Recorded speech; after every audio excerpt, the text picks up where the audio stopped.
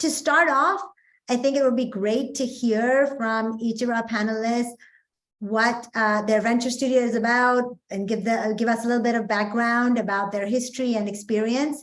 So I'm going to start with you, Paul, and then kind of go to Vic, Farhad, and Ahmed after that.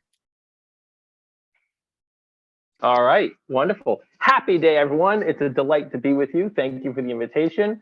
Paul Silva from Pixel Startups. We're a venture studio investing in fintech and sustainability innovators based in Pakistan and Kenya. Our thesis centers around lowering risk by testing ideas, God forbid, in the hands of customers as quickly as possible and as often as possible. So for instance, our portfolio company Quattro Money came to us at the concept stage. 12 weeks later, we got their minimum viable product into customer hands. That gave them the data and the momentum they needed to be able to secure follow-on funding. Happy to say they exited last month. So the first 20 years of my career was primarily around working with startups. These days, I lead our sister corporate innovation division, where we help large companies try to do a lot of the same things that venture studios do, how to take ideas and turn them into commercial success. And outside of Pixel Startups, I work with the Angel Capital Association. That's the world's leading trade association for angel groups, where I co-lead the effort to syndicate all angel groups in the United States. And 25 years ago, I began my entrepreneurial journey by leaving computational physics to start a very smart idea, video games for the blind. That is not a lie. And happy to talk about it over drinks sometime. That's enough. Now, okay. So I was saying that my version of a startup studio included an incubator, a co-working space, and multiple accelerators, angel groups, and media centers. So, and then I also had an opportunity to work with multiple years with different of the leading incubators of the globe, including Techstars, Plug and Play, Y Combinator, GAN, and most recently China Accelerator, as I was in China last 3 years. And so, you know, I have gathered together the best practices of all these ventures, and I'm looking at starting a new one in the near future. Amazing. And Farhad, thank you, Vic. Yeah. Hi guys. So you want me to give a brief intro about my background, right? Okay, so it's 14 years that I'm working in a startup environment. Well, I first joined Bakeka.it. That was a copycat of Craigslist.org, was a scale-up in Italy, as a commercial director. Then I act as a commercial director of Glamour.com, which was a copycat of Groupon that we managed to sell after 1.5 years to the Italian Yellow Pages. After that, I opened up my own startup alongside with 2 other guys, and we went from 0 to 6 million in revenues on the 5th year, and then we sold this venture, so we exited. And I'm a business angel as well, so I do some business angel investment on the side. I have an exit as a business angel. And yeah, then I decided to, after my exit in July 2018, to start a studio. And so we established the studios in the end of 2018, launched 3 companies till now. All 3 companies have received funding, actually more than 1 round per each. And all of them are making revenues. One of them is pretty much in cash positive, so doing well. And right now we just launched a fund that we are raising for. Amazing. And Ahmed, please, a little bit of your background. Yeah, my mic works. So my name is Ahmed. I grew up in Pakistan. I lived in London, studied London. I was an investment banker at Goldman Sachs. I trained as a chartered accountant. And then I was later on, I was a private equity investor in the Middle East. I think one of my colleagues, former colleague Owais Naqvi probably is on this call. So hello, Owais. So I went through this whole cycle of being an investment banker and then being a private equity investor. And I always found myself to be criticizing founders and saying, why can't they do things quickly enough? Or why can't they do things better? And then lo and behold, many years later, I got the opportunity to be part of a transformation project in Pakistan. And so I became a CEO of a large organization, which was 1,800 strong. And previously I had managed 18 people, the maximum that you do in a private equity or investment bank, and then now I was running 1,800 people. And across all the spectrum of Pakistan, all of the people who work. And I realized that actually in emerging markets and frontier markets, it's not about the structuring, it's not about the strategy, it is pure execution. And whilst, I was the investor on the board and I was always criticizing the founder, now that the tables was turned and I was like a manager or an operator, I really realized getting things done is very hard. And so in the process, just before that, I had launched a fund for Pakistan called Pakistan Growth Capital Fund. We raised a $93 million fund for a small and medium investment in Pakistan. And my experience from deploying that fund, which we had a very tough time in deploying it, is that in emerging markets, you have a lot of challenges, and the actual challenges in deal pipeline, because the people you want to invest in don't want your money.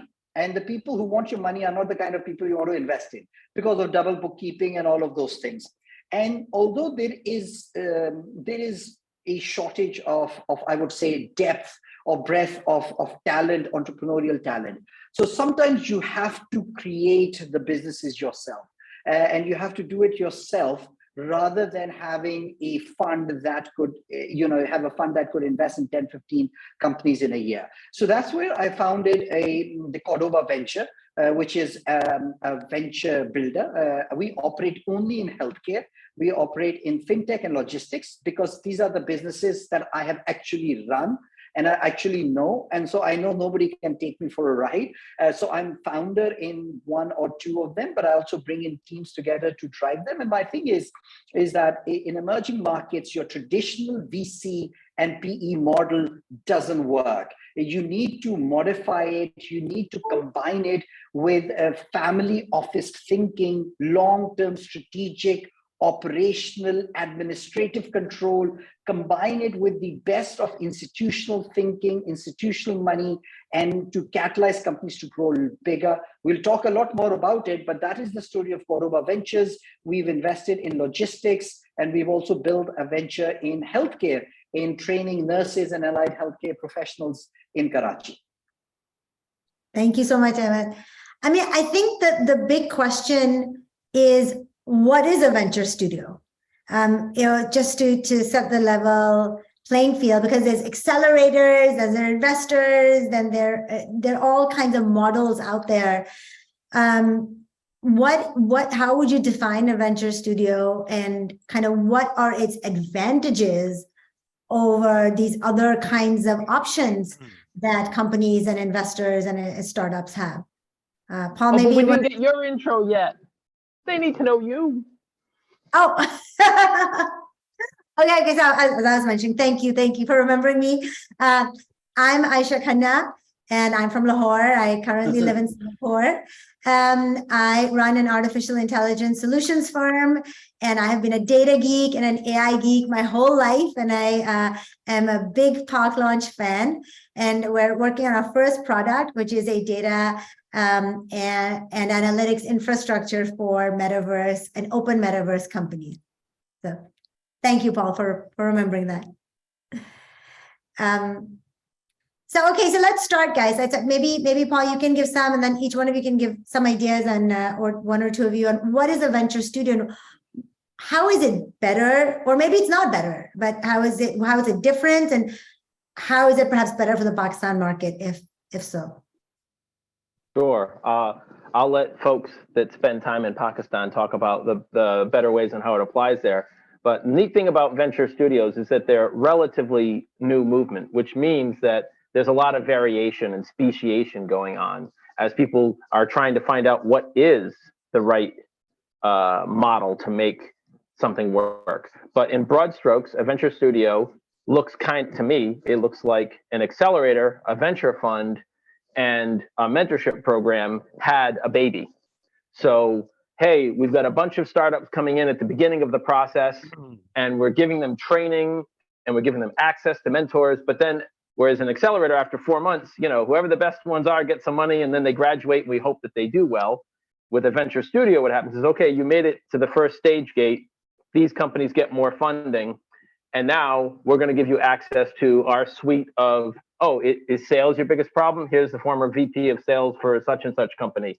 They're going to be your fractional chief revenue officer. Oh, it's time for you to learn how to do operations. You get access to this person. You need to do product development. We have an in-house product development team that can help you with that. So different venture studios have different resources that they provide, but they're like a VC writing checks, like a mentorship program, continuing to add support. And so they're engaged with you for many years. And because of that, they dramatically increase the odds of success. So I'd say big broad strokes, that is a good category. I'm missing a bunch of things that my panelists can add in, and particularly on how it fits in Pakistan.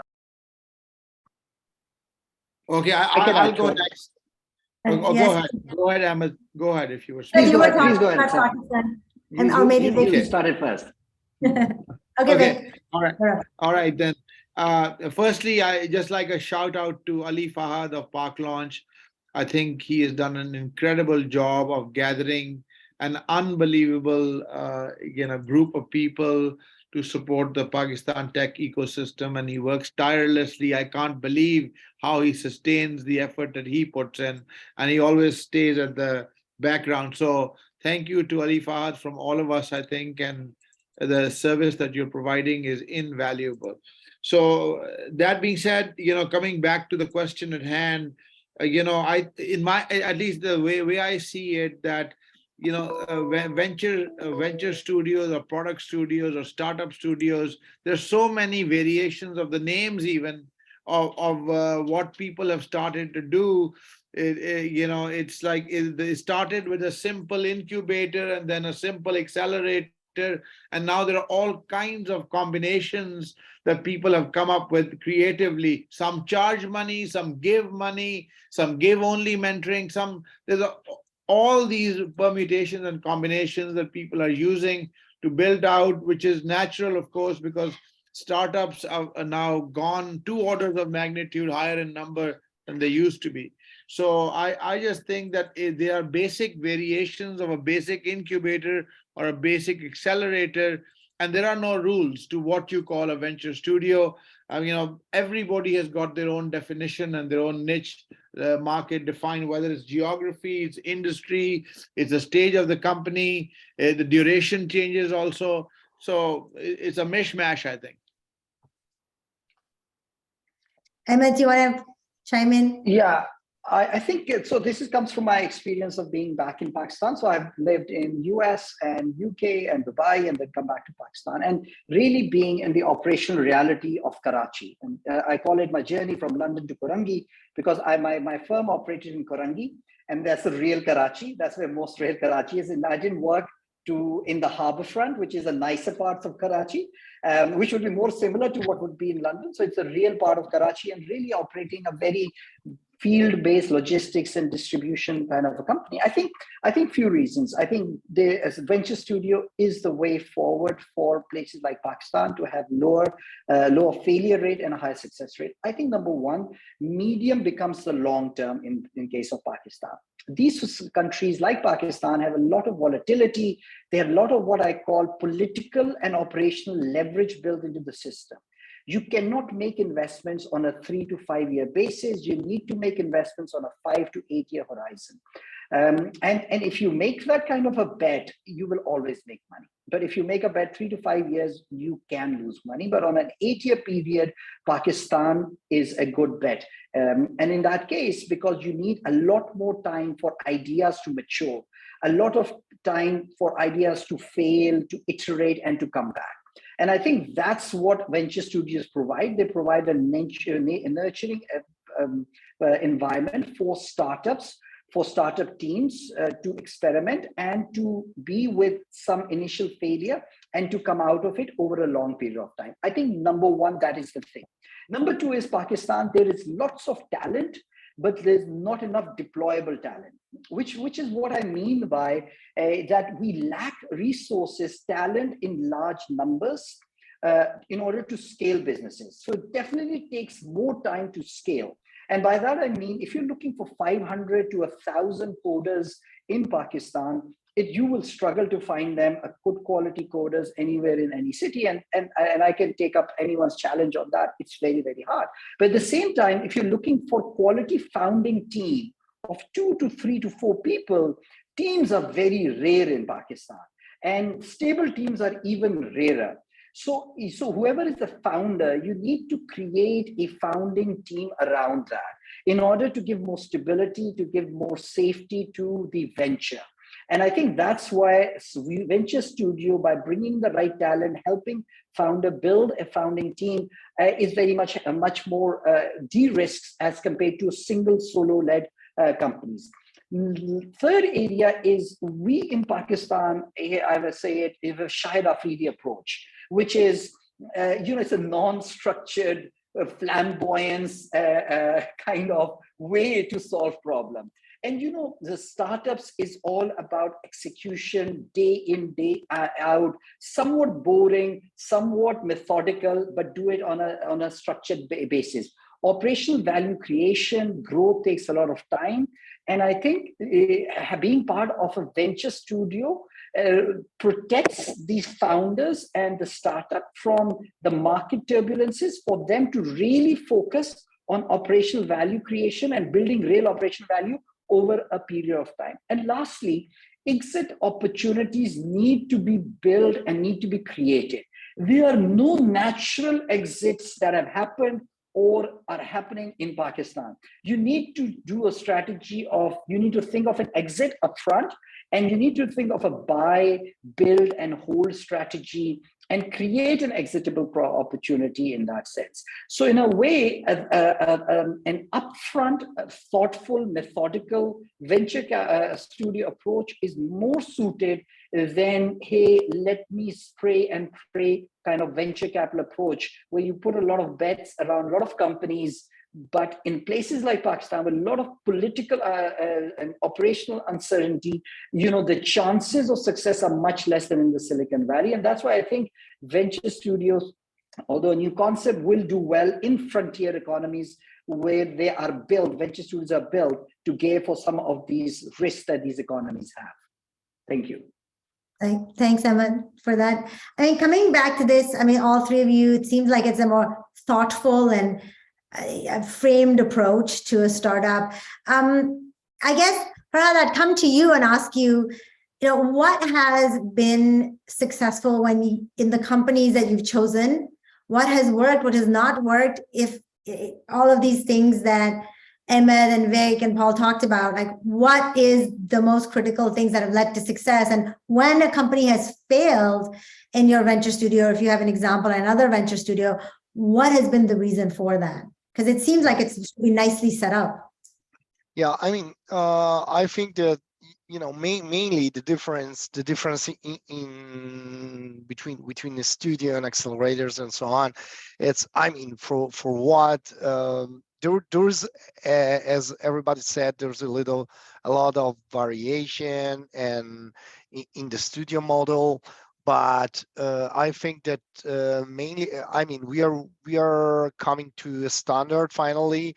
Lately, I've been talking to Sarah Anderson from Volt Fund. She has a funds of funds focused on baking venture studios, and with many venture studios around the world. And mainly, I mean, what is really defined a pure venture studio is it's a studio that builds from scratch. So you do not incubate startups, otherwise you are not a studio. So usually a studio builds startups, validate the startups from day one. Either they can have internal ideas generation or external idea generation, which is cool as well. But the only thing that really defines a venture studio is their playbook and how do they validate their ideas. So we, in Mamazen, mainly we are a founder studio, so we do pre-validation internally. So we look for unmet needs into the market, and we analyze many ideas at once. Usually we start with like 40 value proposition for unmet needs that we find, and in 3 months we go little by little.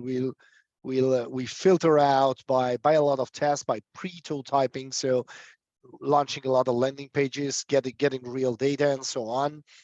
And yeah, mainly, I mean, usually venture studio, I mean, regarding us, yes, a lot of ideas has failed, but the good thing is that they failed before they were even, established as a company. So we shut down a lot of ideas in the really, in the pre-validation phase. So we put a lot of landing pages out there, but we also came up with two ideas. One was already making revenues. That was not a legal entity. So we were using our company, our venture studios with a made up brand. And even though we made in the first 3 months 25K in revenues, so it was going well in terms of revenues, but it was not scalable at that moment. And the main reason we shut it down is because we saw that there was no, the way that revenues were growing was not the right way to keep it open. And another one that we failed, that one was established. So we established a company, but we closed it after 2 months. And we closed it after 2 months because it was actually a fintech company. But since the macro was just, lately, since the macroeconomic situation has changed radically, so we decided that was not the right moment to keep it open. But the good thing is about venture studios that you can recycle and reuse the assets. So we recycle and we reuse most of the assets. And the good thing about also venture studios that you can, if you have a good entrepreneur in residence that is ready to build a company and they're really in love with building companies rather than ideas, and you can take the good team and put it on another venture, which we did actually. So this entrepreneur in residence, Ricardo, is launching our new ventures. So it's not about so I think that, but the most good thing from an investor perspective, if you look at the venture studio, it's the capital efficiency. As an investors, usually, if you can choose as an investor, you want founders equity because you have infinite multiple, because you get equity at the very foundation of the company. And the venture studio is the only way to get founders equity by investing into the studio. So you get founders equity and you get it on multiple ventures. So you have a diversified portfolio, you have a very low equity price. And since you have a method and you pre-validate ideas, you have also a lot of capital efficiency since it's a stage-based. So you can shut down all the time.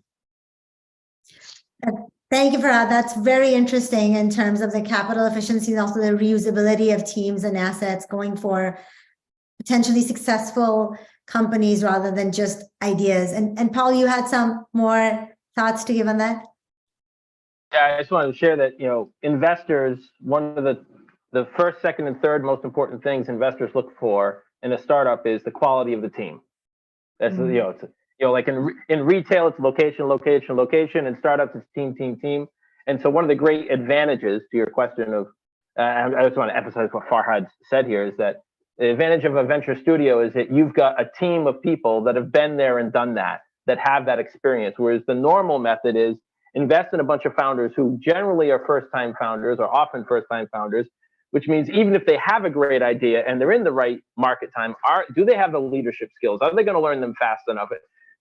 All those things can kill a company that otherwise shouldn't have died. So a venture studio surrounds those founders with people that have the experience to decrease their odds of failure. And I think that's important. And the other thing that Farhad really mentioned, I always want to emphasize to people, is when it's your idea and you're really excited, you fall into the sunk cost fallacy. It's my idea. I'm going to go past when I probably should have killed it and moved on. But if you're part of a community of people that are holding themselves to rigid metrics, or if you're a professional entrepreneur that's working on a variety, I don't care which of these 40 ideas that Farhad's group has put together, I'm going to work on one of them, whichever one shows the most potential. Those create some disciplines that all together are why venture studios tend to generate twice as good results in half the time. Yeah, Aisha, can I pitch in Please, go ahead. another angle to the? Thank you. Some great thoughts, I think, from everybody. Very interesting. Lots of learning here. So I just wanted to mention with respect to Pakistan specifically, I think for many reasons which people who live in Pakistan understand, its association with terrorism, and the instability of the political governments and all that stuff. Pakistan is the 5th largest country by population, but is underfunded, severely underfunded. And the potential, it is 1/7 the size of India, but it's the tech contributions, unlike India, 1% of what India's are. So it is one of those few markets in the world that has potential that can be unlocked, and for various reasons hasn't been unlocked yet. So I do believe that there is an exceptional opportunity that Pakistan represents. It has many challenges and problems also, as Ahmed mentioned a little while ago, that one has to face in coming here, certainly. But it also has tremendous potential. So let me just mention that my last experience of intensely working with Pakistan for 1 year, and I'm going to wait another year before I actually start something, is that we are focusing on stage 3 companies from a startup perspective.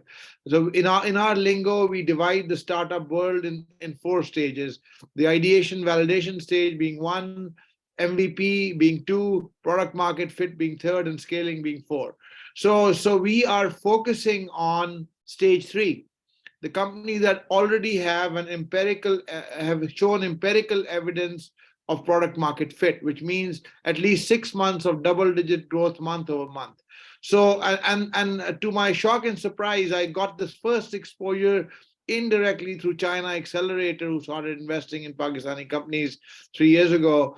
And I was amazed how many they found that already had product market fit. And now that I've been in Pakistan, I already in 2 months have met so many companies that already have product market fit. So many of the points that Farhad mentioned and all that, and also Paul mentioned, team, they evaporate when you're already at the stage 3, which is product market fit, where you've already shown 6 months of double-digit growth, and those questions fade away because you have already proven that you have got something that is working already and growing at a very high rate.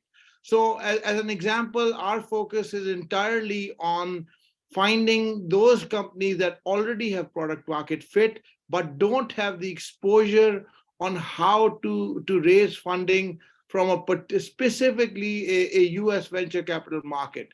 And they have no exposure of that, yet they're already performing to a certain degree. So I do think that there is a tremendous opportunity in Pakistan. This recent downturn that came about because of the global downturn after April, I think is a blimp, and it will evaporate soon, and things will be back to where they were pre-April.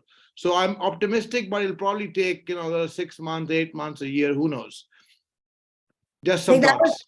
Yeah, no, that was really interesting about your stage 3, and that just goes to the point that you were saying there are all kinds of venture studios, and they come in many different flavors.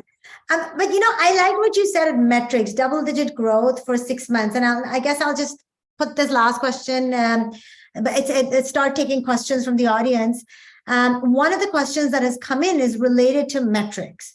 So Farhad mentioned some, and then you mentioned this. So one of the questions is, what are the metrics you look at when you are investing in Pakistan? And I guess when you decide, what are the gates by which you let a company go to the next stage? So Vic, you mentioned double-digit growth for 6 months. Ahmed, I'd love to know what your metrics are, and then actually all of you, if you have some input on that. Ahmed, maybe you can go first. So, so every sector would have different metrics, but I think if I were to look at Pakistan, I have to cater for one eventuality: taxes, death, and depreciation.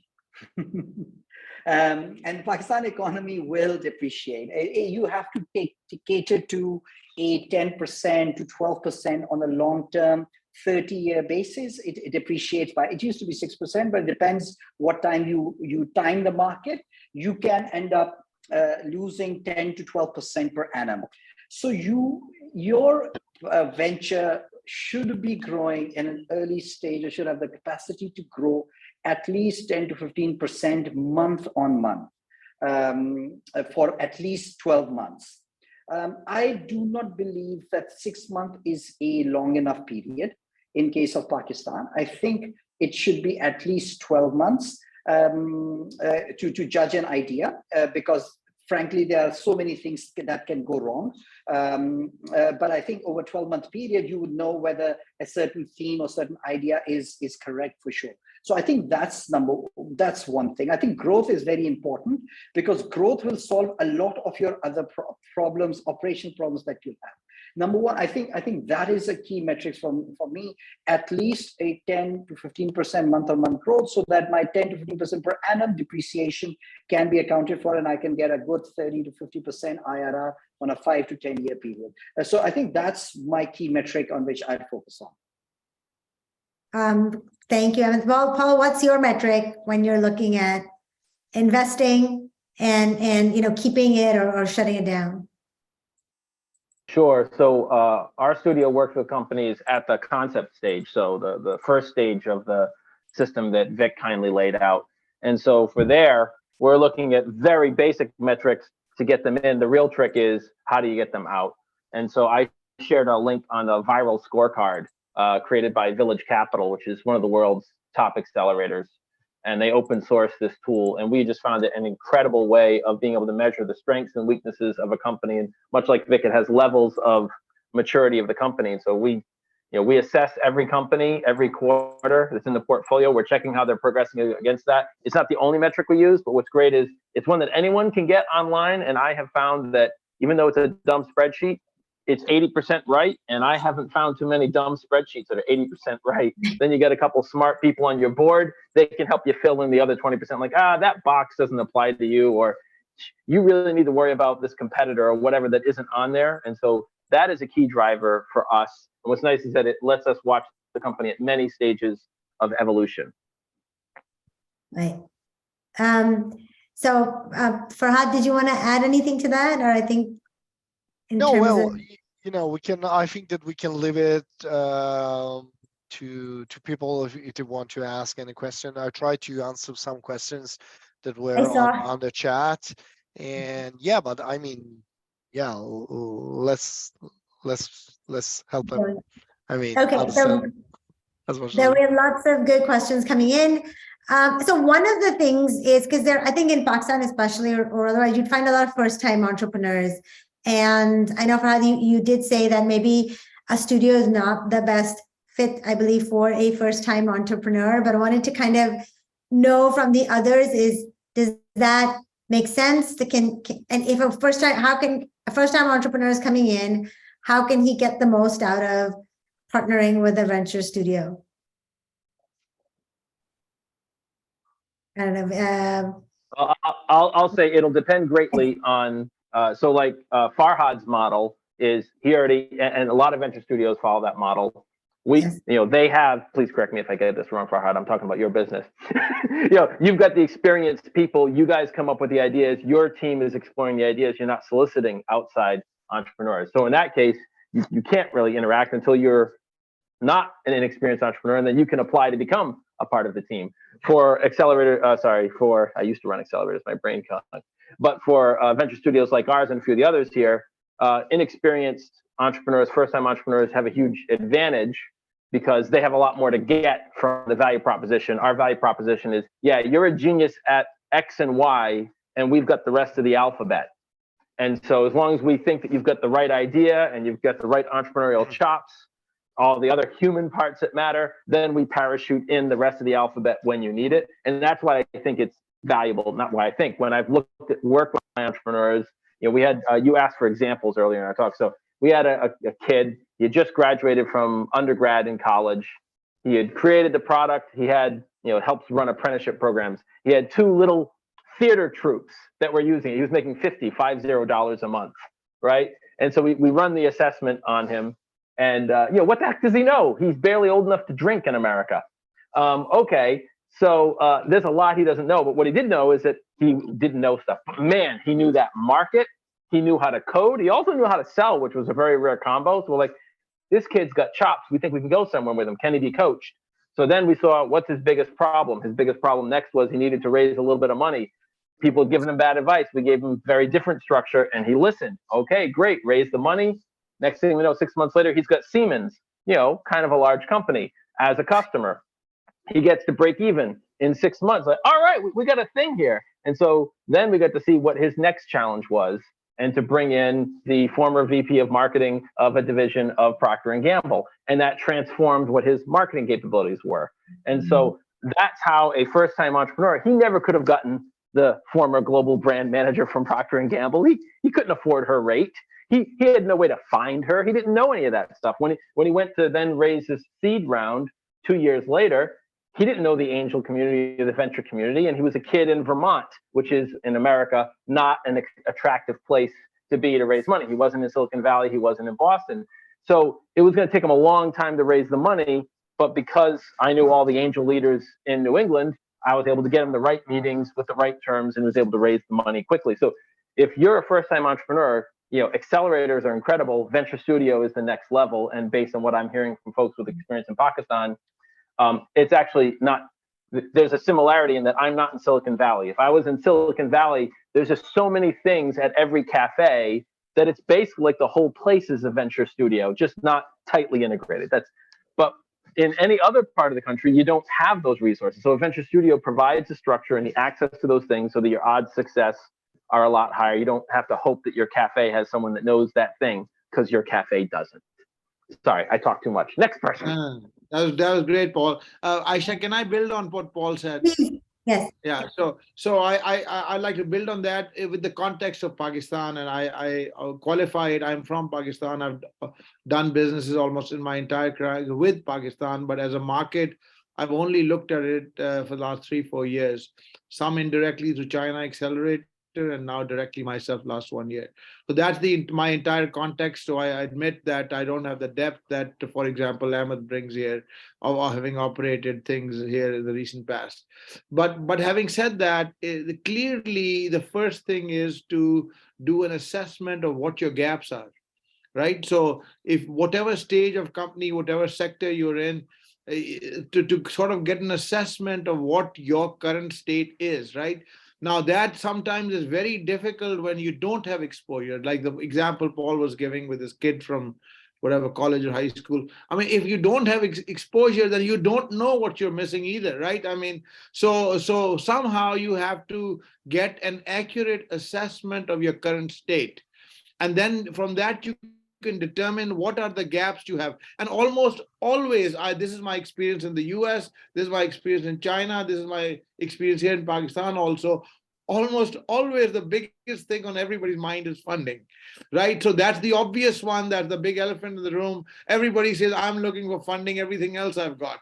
But most often, they don't have many of the other things either. That becomes a hindrance in getting the funding. Right. So in my view, an objective assessment of your current state, and then finding out what the gaps are, and then finding the best place to fill those gaps. And once more, I mean, isn't that everybody has an opportunity to enter every venture studio or incubator or accelerator? Well, hey, Y Combinator is the best place in the world, in my opinion. But how many people can get in there, right? I mean, it's not like they're going to take you because you go there, you show up. So I think it also depends, and something is better than nothing, right? If you have no exposure, well, joining any venture studio, any incubator, any accelerator is probably going to help you some, because you just don't have the exposure. So I think it's a positive Can I add thing. something? Yes, please. Can I add something here?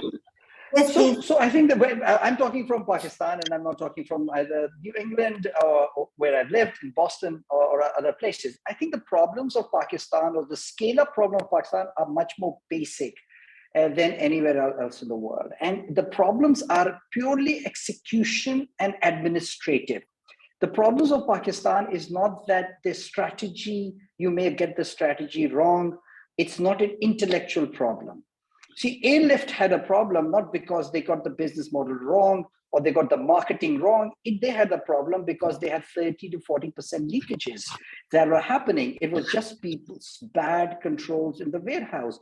People would put expensive things in our pocket and walk out, or people would buy things and sell things using insider information. These are very basic administrative kind of problems that hinder startups in a place like Pakistan. It is not wacky business models. It is not high-end coding.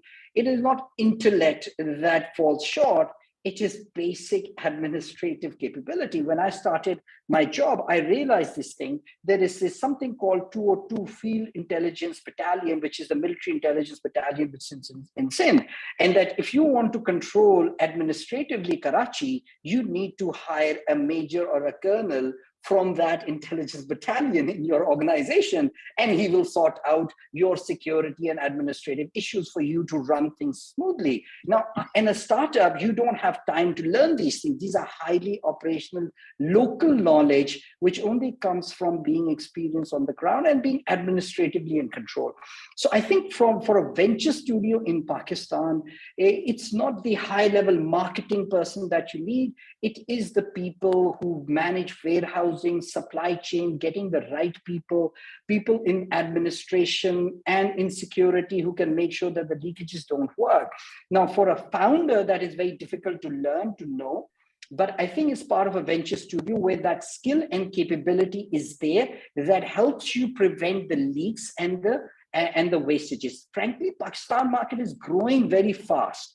You just have to ride the wave. You don't have to be very crazy, wacky, or innovative in order to grow. You just don't have to do stupid things or dumb things that will make you lose a lot of money. But it's very easy to do those dumb things because you don't know. I made a lot of those mistakes my first 2 to 3 years of working in Pakistan.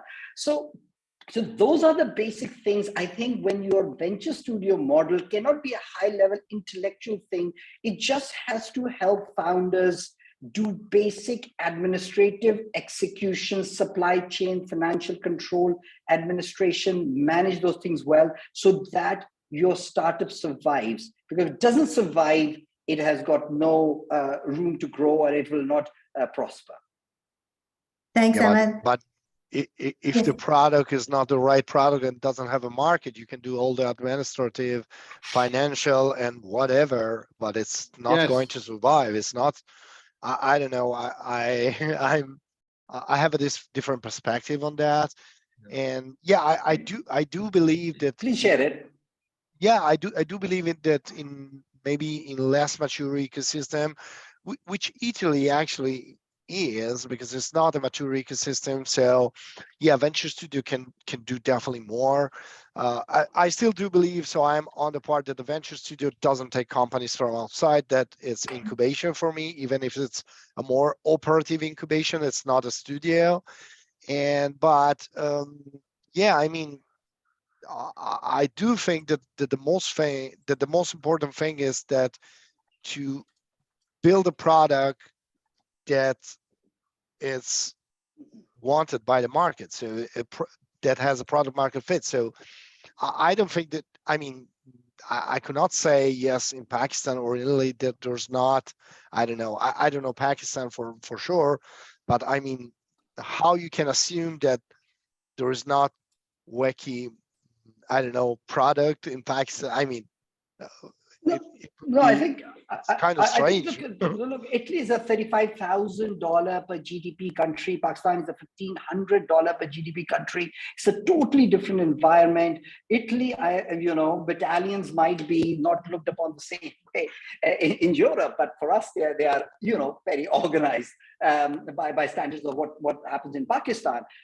And by the way, I'm not saying if product market fit doesn't matter. It does matter, but when the society, when a city like Karachi is urbanizing at 3% per annum, and when the natural growth rate of a country is 5 to 6%, and the city is growing at 12 to 15%, and you are a 30 million city, a 25 million city, you have a huge market. I think you have to get the basic product market fit right. I'm not saying that. But I'm saying that your marketing doesn't have to be, or the product market fit doesn't have to be that perfect.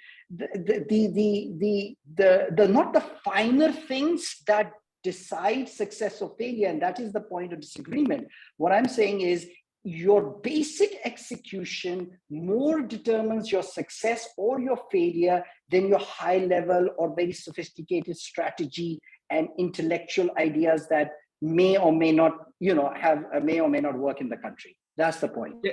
If I may add, and I'll disagree with, if you don't mind, Ahmed, I'll disagree with you on different grounds. So my perspective again is a very narrow perspective. I know less than a year into it.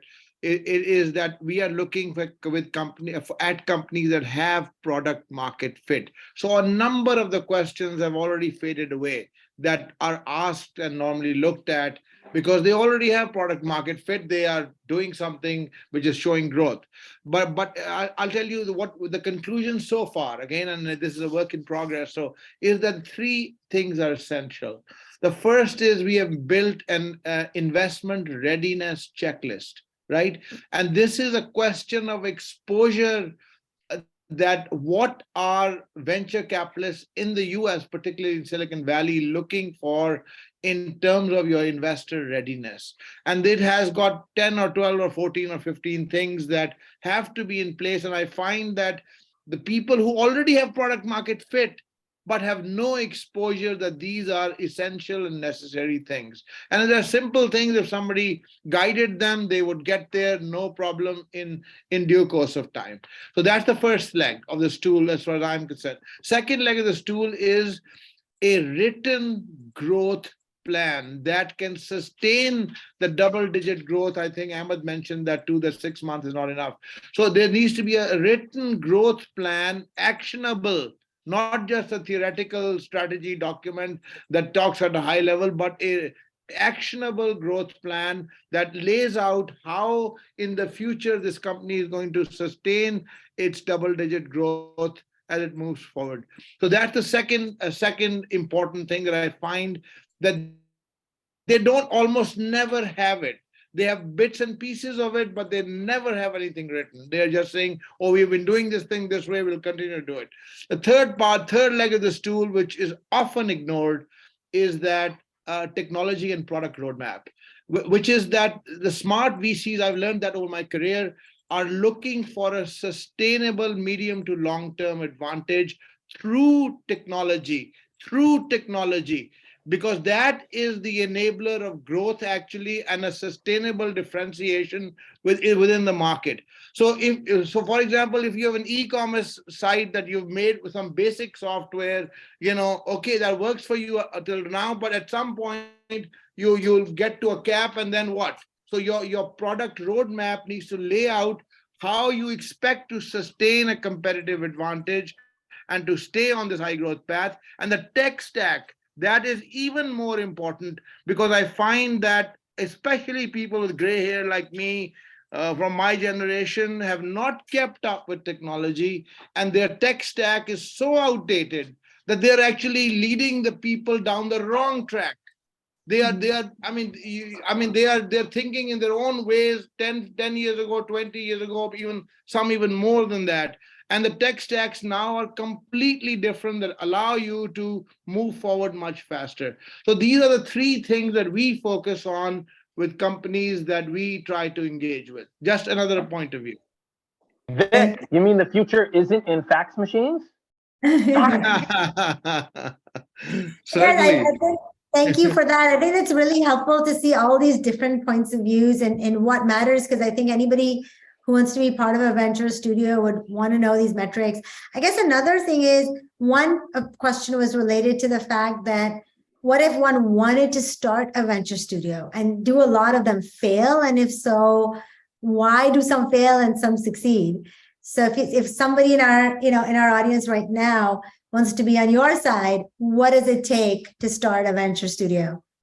I think that, starting a venture studio, even for an experienced founder, it's going through hell. So I think, even with all the experience, me and my partner, we both have exits, and we had money. So we invested, we founded and funded the studio for the first 3 years. actually 3.5 years. But still, I mean, I think that so definitely you should need, you need a team of experienced founders. I mean, you have to have an exit, or I definitely suggest, I mean, if you don't have an exit, if you never run that race, it's not a thing. It's not your thing. It's not your cup of tea. Don't go for that. But even if you did that, I mean, I think that we've done a lot of mistakes, a lot. So I mean, we went through a lot of mistakes. So at the beginning, we were thinking of doing corporate venture building and venture building at the same time. That we decided to shut down corporate venture building because it was quite impossible. It's two different things. And it's, if you have a lack of studio focus, then you cannot execute. Then we were thinking, yeah, we can take any ideas. I mean, who cares? We are agnostic because we are builders, and we are as a single founder. But if you want to have a team that works and execute, then you have to have a portfolio focus. So you have to be vertical.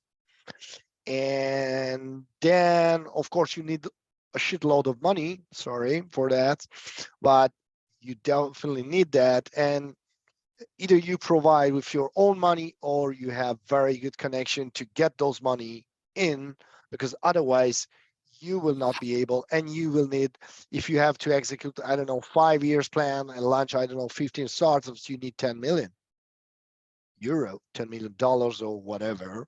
So you need a lot of money. So it's hard, and you need to set up a proper playbook. So you can take ideas from outside and founders from outside. You can do pre-validation inside, or you can be also refounder. So people that takes an idea and refound it, we put some other founders on, but you need a playbook and you need a validation process, and it needs to be good. And you have to have your source of founders. So if you don't have a good network and a good recruiting process for getting the right founders on board, do the right validation, you cannot do that. So it's I mean, it's the thing that I love the most. So it's really an exciting journey, but wow, It's hard. I mean, that's good. It sounds very glamorous sometimes. Yes, I'll Steve. add to that. Go ahead. I'll add to that. I think I can say what you should not be. If you want to become a venture studio, you should definitely not be a strategy consultant, and definitely not from McKinsey. You know, it's not for any other reason. I think what I say it jokingly, but the fact is, I think it is actually going back to the root of VC, how it used to be in 1990s, where most of the venture capitalists in the Silicon Valley used to be actually former founders, entrepreneurs. A lot of them failed founders. If you look at, you know, Bilal Zuberi, who's a successful venture capitalist, he was a techie guy, but he was a founder and a failed founder who went into venture capital. And I think the biggest qualification at that time to be a venture capitalist was to be a founder, and preferably a failed founder.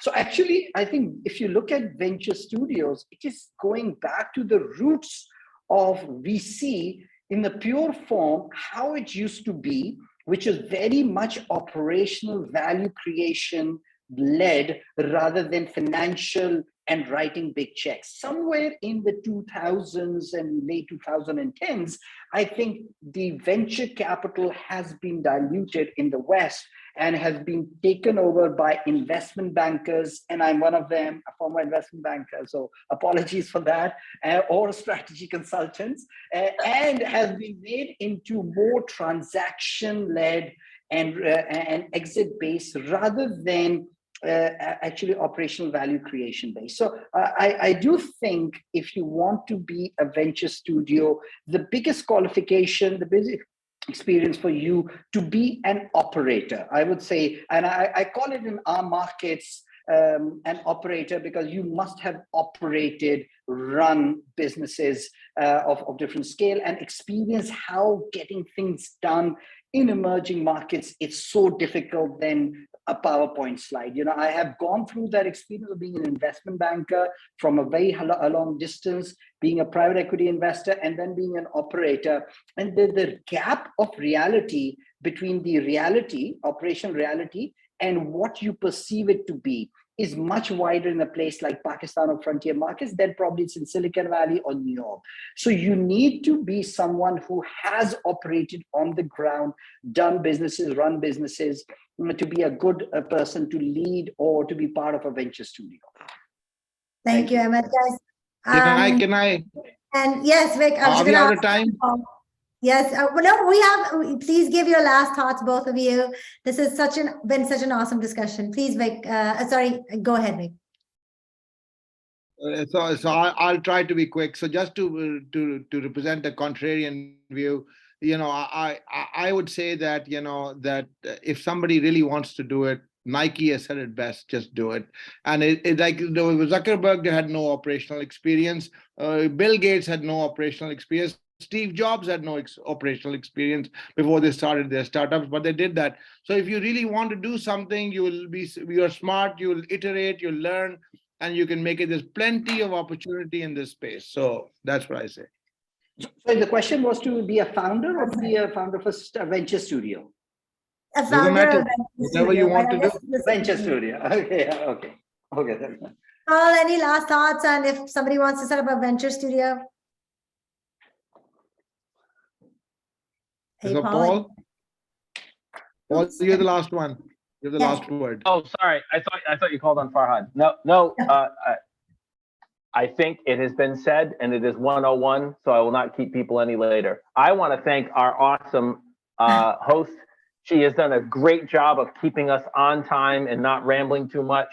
Thank you. Thank you, guys. Thank you so much. I learned so much myself, and this was an amazing panel. Thank you for all your amazing insights, and to everyone in the audience, thank you so much for joining.